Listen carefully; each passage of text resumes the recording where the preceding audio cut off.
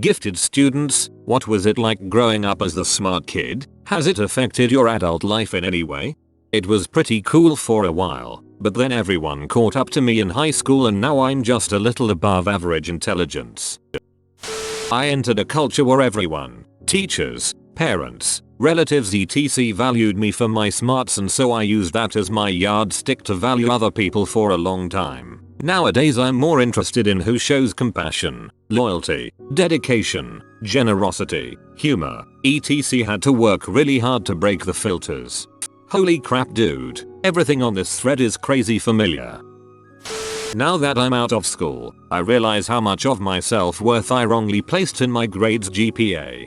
I feel this. It's not something you notice until you suddenly realize you don't have an external benchmark, however misplaced, to tell you that you're doing okay.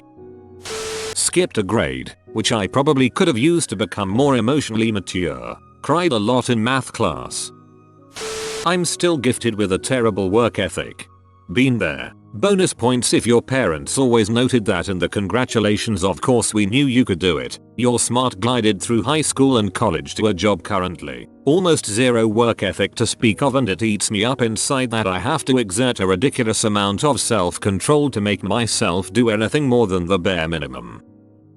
I skipped a grade, so no one saw me as the smart kid but instead as the diminutive 13-year-old 9th grader in pre-calculus. You learn to keep your mouth shut. It wasn't that great. Yup, I always hated I was youngest in class. Almost always till master's degree. Everyone in my program was the smart kid. Some people have trouble adjusting to an environment in which they are now thoroughly average. Most definitely, going from the top 3% or so of my 40k college to grad school was rough. Definitely have learned that academia is not the place for me. Haha, it's terrible. For one, you develop terrible work ethic because you never had to study when you were younger. Then comes pre-calc and you have no clue what you're doing wrong and how to bring your grade up. When people start doing better than you and you become more average, you start becoming a bit disconnected with who you are as a person. For all your life you've identified as the smart one. Now you have no idea. One thing I missed going from an excellent student in high school to an average one in college was the attention I'd get from teachers as the smart one. I'd always feel they were generally looking out for me more. Of course, it didn't help that college class sizes were gigantic, but that anonymous feeling got to me. A bit embarrassing to admit. Hard, I skipped 4 years in school. It took me years to come to terms with the fact that I'm allowed to do what makes me happy, not what people expect because you have so much potential. When I applied to music school, my mother's friends openly criticized her for letting me do it, because they couldn't understand why I wasn't moving into a brainy career path like medicine or law. Still get a lot of family members asking why I'm not doing this job that they think I'd be perfect for. I'm a nurse, and family friend that have known me a while ask all the time why I didn't become a doctor. It's the most annoying thing ever. I am happy with my choice and prefer the day-to-day aspects of nursing much more. Yeah, it made me lazy.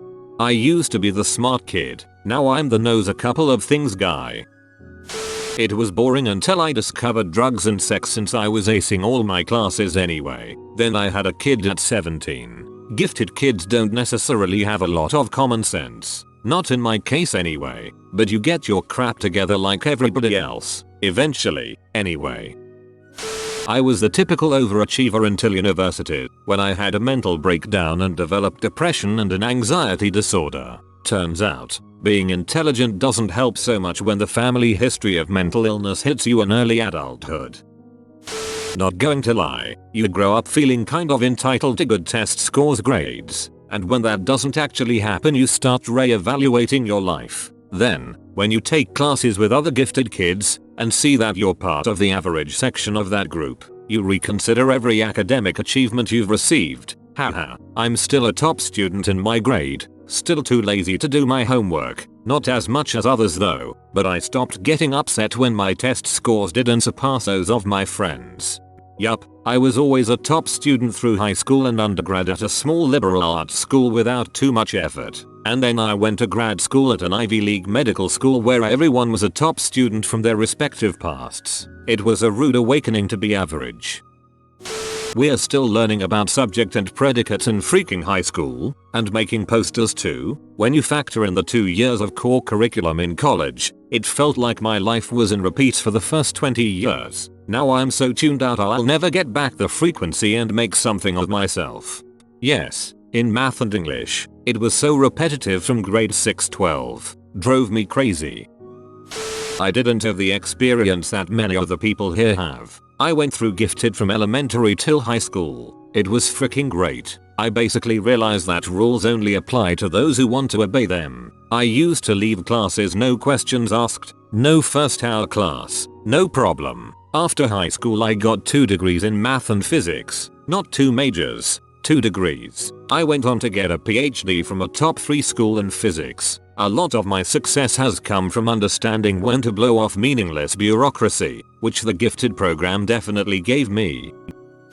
Early on in high school I discovered I could coast with no effort. Went to college because it was expected of me. Didn't know what to study, and found out I didn't know how to study face obstacles. Basically, I went in with this idea of I'm smart, and when I got in trouble academically, I still clung to that and made a huge mistake. I started telling myself I wasn't really trying. You see, if you don't actually try, you don't fail. Or so I thought. I was thinking like, well, of course I'm smart. If I really tried I would succeed. But I didn't really try. It didn't help that I was going through some major depression at the time and was rather socially isolated. Anyway, 2 semester and some bad grades. I dropped out. I built the whole thing up as a boogeyman in my mind, and for years I avoided going back. Finally I did, and in a lot of ways, I felt deprogrammed. I was no longer a smart outcast. Now I was a guy in his mid-20s attending classes with kids straight out of high school. Pretty humbling, but the whole thing was good for me. I can honestly say I was glad not to have the same pressure on me, or the same expectation to excel. Going back was a great decision, although I do find myself wishing I've done it earlier. Mostly the consequence of the whole thing has been that I'm always feeling like I'm playing catch up in my life. Like, here's where I was supposed to be in my late 20s, and here's where I actually am. It hasn't. Work ethic matters way more than what score you got on an IQ test.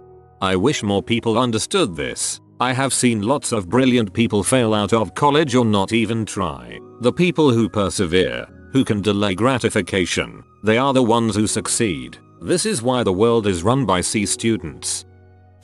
It was really bizarre in my case because not only was I considered immensely intelligent throughout school, but I also had ADD kick me in the nuts when I was around 10 or 11. The first 5 years of school I was really into everything because everything was a totally new concept, and I just really enjoyed exploring these new things and excelled at it all. I recall a time in 5th grade, when my mom, who was currently taking a college math course, was having trouble understanding the advanced algebra textbook. And I picked up the book and was able to understand all the material rather quickly. Shortly after 5th grade passed, all the new material for all the following years was just like, okay, so this is how you make the math you learned last year a little more complicated. And this totally disinterested me because I really had already learned most of that material before it even came up. Since I was disinterested, my ADD tendencies decided it was better to draw pictures and screw around both in class and at home, rarely ever completing assignments. It was almost as if it was mentally impossible to focus. I had years where I would get the breakdown of my grade, and in the assignment column it'd say something like 16%, but then the quiz and test columns would have 98%. Not that it's a good thing,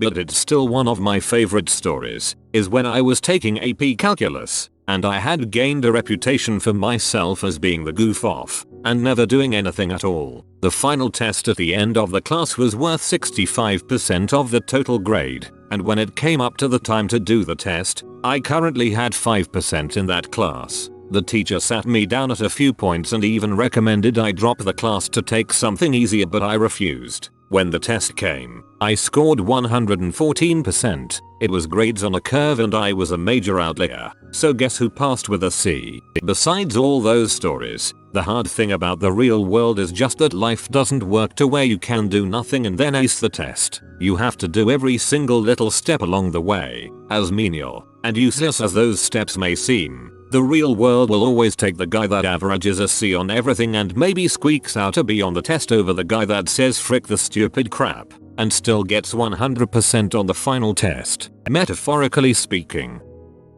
Lack of discipline, bad work ethic, started becoming more and more lazy and even falling behind everyone else. Even now, studying at the university, I fail pretty much all of my exams the first time I take them, cause I never actually learned how to study in the first place.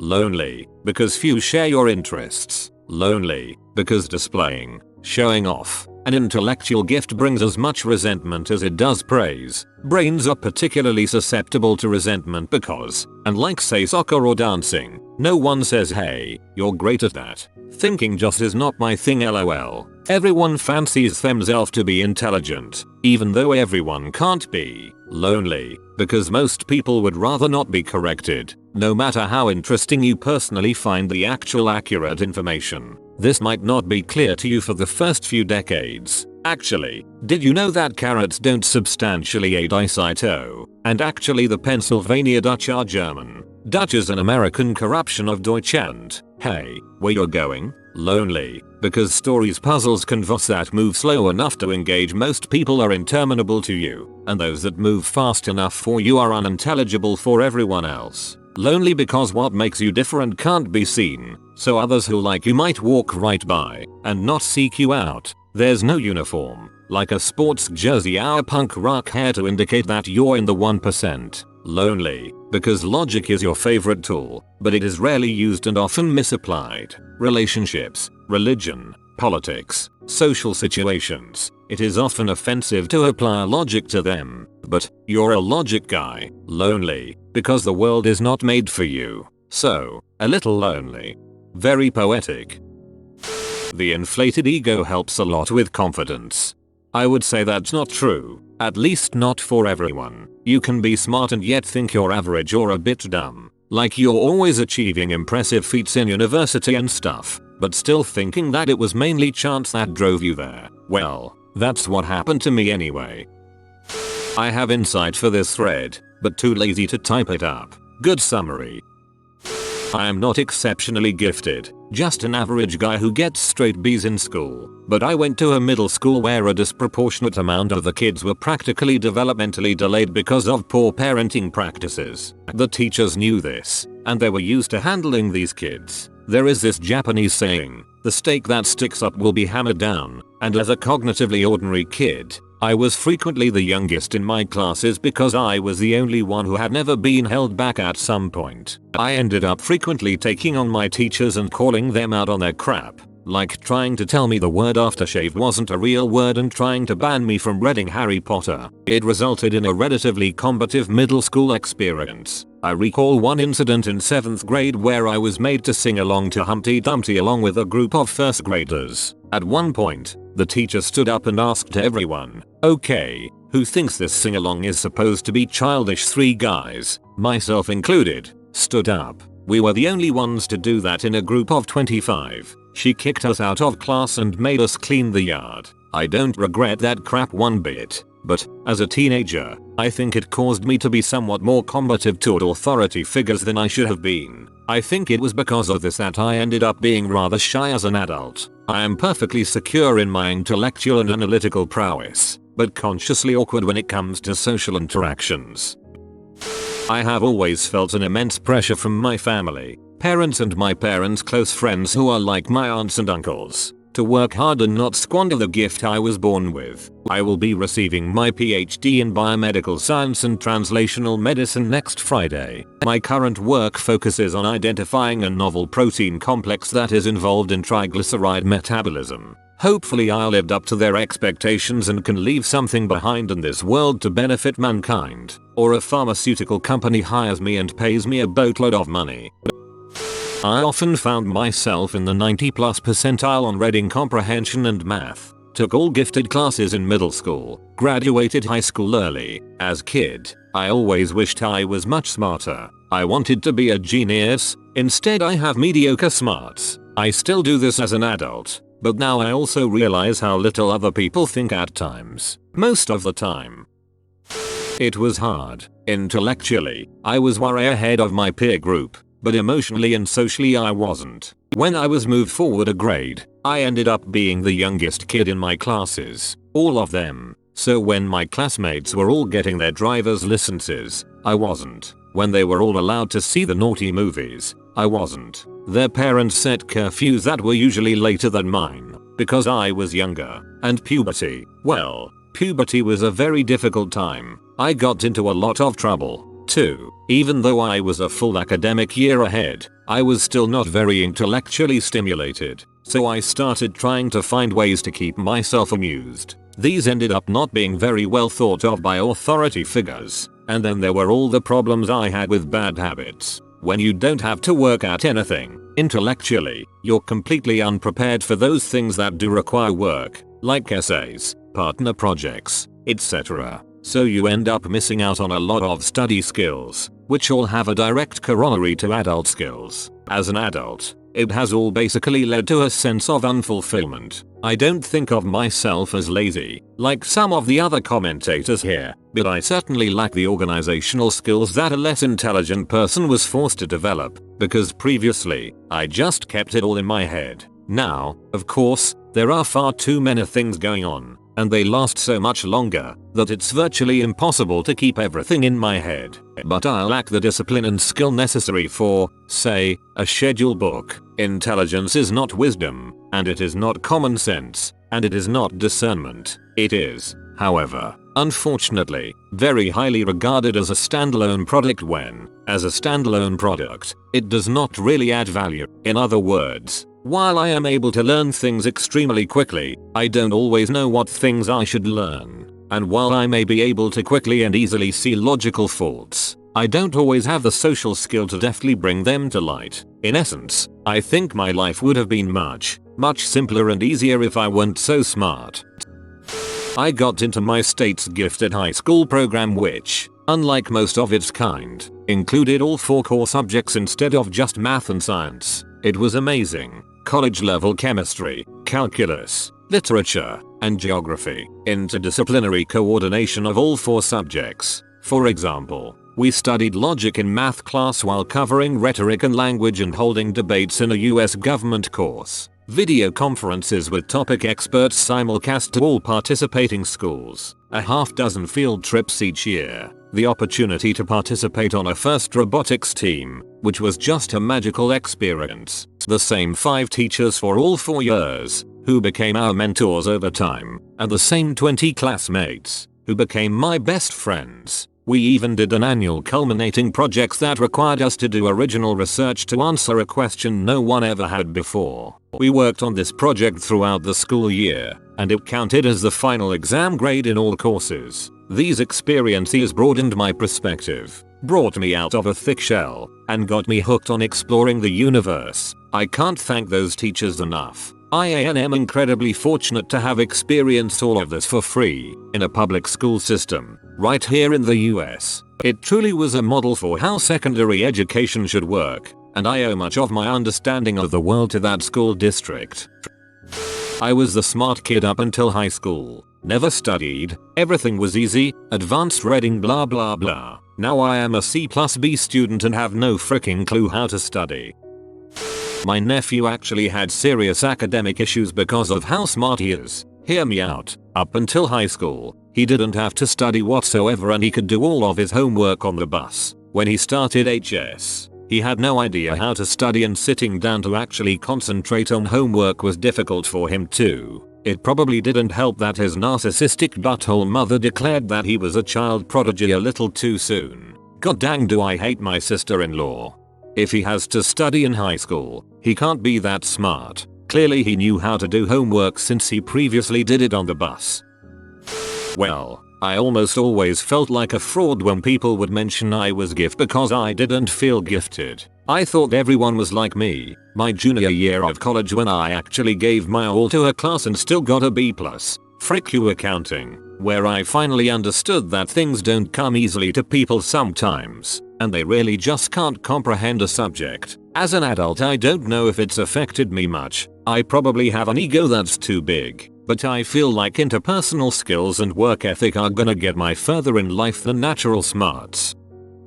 You've been spotted by the curious cow. Comment below and let him know what you're doing. If you are new to the channel, you can subscribe. I publish new videos every day. Until then, check out another video, or don't. Either way, have a great day you magnificent people.